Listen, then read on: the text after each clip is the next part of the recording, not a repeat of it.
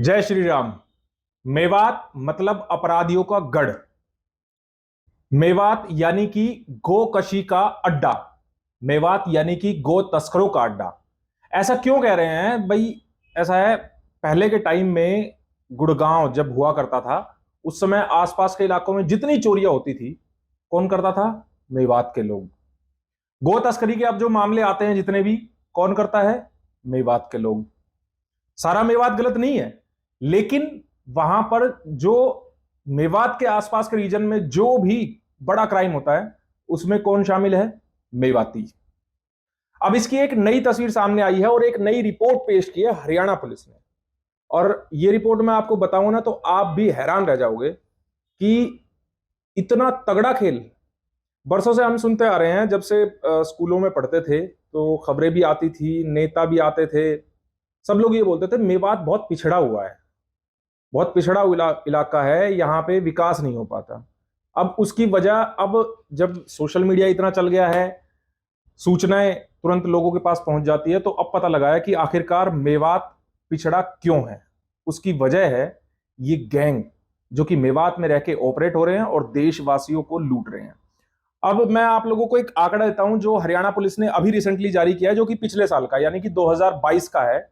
और आंकड़ा आप सुनेंगे तो आपके भी कान खड़े हो जाएंगे। इन मेवातियों ने दिल्ली, एनसीआर और पूरे भारत में ऐसा आतंक मचाया कि एक साल में 300 करोड़ रुपए ठग लिए लोगों से। अंदाजा लगाओ 300 करोड़ कितना होता है। 300 करोड़ ठग लिए।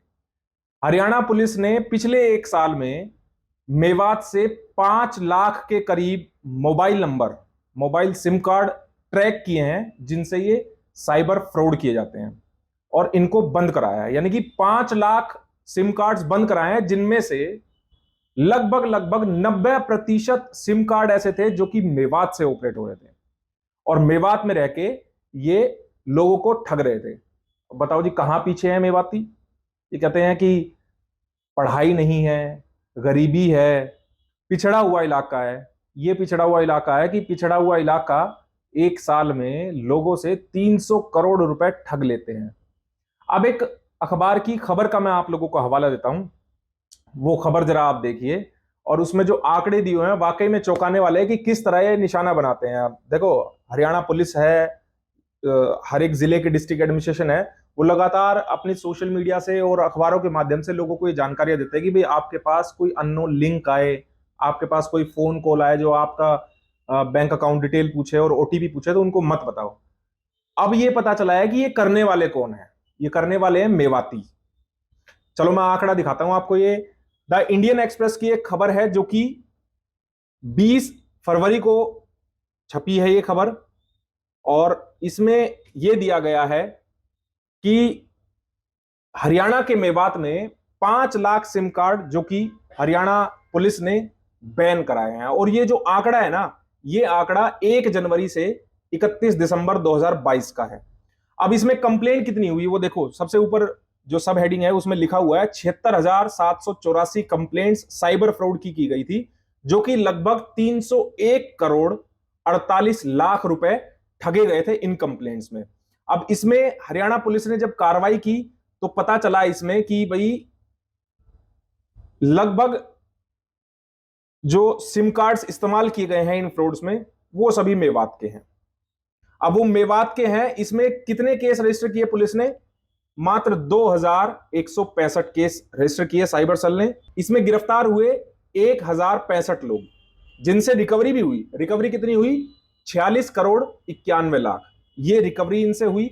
और जो ये पकड़े गए ना, उसका एक खास सिस्टम है। वो एक आर्टिफिशियल इंटेलिजेंस और फेशियल रिकॉग्निशन पावर्ड सॉल्यूशन है, जो कि टेलीकॉम द्वारा बनाया गया है, टेलीकॉम मिनिस्ट्री द्वारा बनाया गया है। टेलीकॉम सिम सब्सक्राइबर वेरिफिकेशन, ये एक टूल है जिसके द्वारा इसको चिन्हित किया गया, इन सिम कार्ड्स को, और इनको फिर ब्लॉक कराया गया है। अब देखिए, इसमें एग्जैक्ट आंकड़ा भी दिया हुआ है। जो मेवात में जो पहचान हुई इन सिम कार्ड्स की, वो थी 4,96,562 मोबाइल नंबर, जो कि अलग अलग देश के अलग अलग जिलों से, अलग अलग शहरों से इश्यू कराए गए, लेकिन वो ऑपरेट हो रहे थे मेवात में।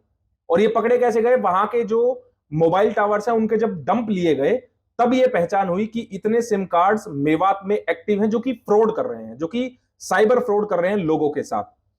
इसके अलावा 15,672 और नंबर्स हैं जिनकी पहचान की गई और जिनमें से 1959 बंद करा दिए गए, यानी कि ब्लॉक कर दिए ये हरियाणा पुलिस ने। ये additional director general of police है स्टेट क्राइम ब्रांच के हरियाणा के, ओपी सिंह, उन्होंने ये जानकारी दी है और उसी के बिहाफ पे ये पूरी जो खबर है ये पब्लिश की है इंडियन एक्सप्रेस ने। और इसमें जो सबसे बड़ी चीज है वो ये कि ये काम कैसे करते हैं। मतलब एक साइबर फ्रॉड में केवल 4 लोग हैं जो ये इतना बड़ा रैकेट चला रहे हैं, लोगों से करोड़ों रुपए ठग रहे हैं। इनकी मोडस ऑपरेंडी क्या होती है? इनकी मोडस ऑपरेंडी ये होती है कि ये 4 लोग होते हैं जिनमें से एक शख्स सिम कार्ड खरीद कर लाएगा, दूसरा शख्स उसी सिम कार्ड से बैंक अकाउंट खुलवाएगा फर्जी और उस सिम कार्ड को उसके साथ लिंक कराएगा, तीसरा शख्स नए नंबर से लोगों को कॉल करेगा, मैसेजेस करेगा, उनको लिंक भेजेगा और उसके द्वारा वो ठगी करेगा, और चौथे आदमी का काम होता है कि बैंक जाके वो सारा पैसा निकाल लेगा। अब आप देखिए कि कितना बड़ा एक नेटवर्क चल रहा है मेवात में कि देश भर से सिम कार्ड्स खरीदी जाती हैं और उन सिम कार्ड्स को मेवात में ले जाके एक्टिवेट कराया जाता है। बहुत सी खबरें ऐसे ही पहले भी आई हैं कि मेवात के किसी ने, रहने वाले ने, ऑनलाइन जो कार वगैरह बिकती हैं उसके लिए बुकिंग करी, मेवात में कार देखने के लिए बुलाया और फिर कार छीन के फरार। और ये लोग डिमांड कर रहे हैं कि मोनू मानेसर को फांसी दो, जिसके खिलाफ पुलिस को अभी तक कोई सबूत नहीं मिले हैं। सबूत तो ये हैं जो सिम कार्ड ब्लॉक हुए हैं। 300 करोड़, यार मायने रखते हैं कि 300 करोड़ रुपए इन्होंने लोगों से ठग लिए हैं। ये वो सच्चाइयां हैं जो ऑन रिकॉर्ड है, जो रिकॉर्ड में आई नहीं। सोचो कितने क्राइम ये लोग करते होंगे, और ऐसे लोगों को समर्थन भी इनके आसपास के लोग करते हैं, जिसकी वजह से इनके हौसले बढ़ते हैं और इस तरह के क्राइम्स लगातार किए जाते हैं। हालांकि अभी तक जो भिवानी में कंकाल वाला कांड है उसमें राजस्थान पुलिस को कोई संलिप्तता तो नहीं मिली है मोनू मानेसर की, लेकिन पुलिस जांच कर रही है, देखते हैं उसमें क्या मिलता है। हालांकि मोनू मानेसर पहले ही साफ कर चुका है कि उसकी कोई संलिप्तता इस केस में है ही नहीं। इसीलिए पुलिस ने जब पहले दिन प्रेस कॉन्फ्रेंस करके 8 आरोपियों के फोटो जारी किए तो उसमें मोनू मानेसर का नाम नहीं था। लेकिन फिर जब मेवातियों ने हंगामा किया, उन्होंने डिमांड की, धरने पर बैठ गए, तो पुलिस ने कहा भाई हम उनकी भूमिका की अभी जांच कर रहे हैं। तो ये मेवात का एक कड़वा सच है जहां बहुत से लोग इस तरह के काले कारोबार में लगे हुए हैं, लोगों को ठग रहे हैं, अवैध धंधे करते हैं और फिर ये कहते हैं कि हम पिछड़े हुए हैं, हमारे इलाके में विकास नहीं हुआ है। बताइए चोरों के घर में कैसे विकास होगा? इतना बेकार, इतना पीछे इन्होंने मेवात को धकेल दिया है कि शायद ही वहां विकास की फसल कभी उग सके, क्योंकि इस तरह के क्राइम्स जब तक उन पर लगाम नहीं लगेगी तब तक कोई इलाका विकास नहीं कर सकता। ये एक बड़ा सवाल है। इस वीडियो को आप लोग ज्यादा से ज्यादा शेयर करना ताकि पता लगे कि मेवात की कड़वी सच्चाई क्या है। इस तरह की वीडियोस, इस तरह के सबूतों के साथ मैं आप लोगों तक लाता रहूंगा। जय श्री राम।